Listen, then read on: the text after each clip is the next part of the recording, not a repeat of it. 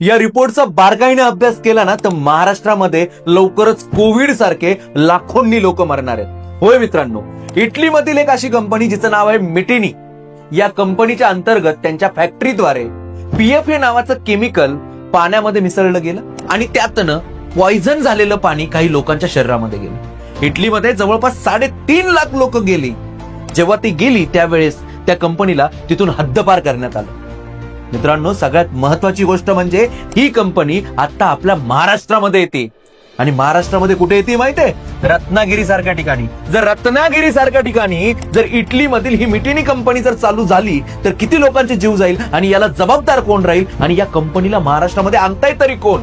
मित्रांनो, ही व्हिडिओ तोपर्यंत शेअर करा जोपर्यंत मिटेनी कंपनीला भारतामध्ये येऊन दिलं जात नाही. मी तर म्हणेल महाराष्ट्रात सोडा, रत्नागिरीत सोडा, ती अख्ख्या भारतामध्ये सुद्धा कुठेही राहता कामा नये. इव्हन जगाच्या पाठीवरती कुठेही राहता कामा नये.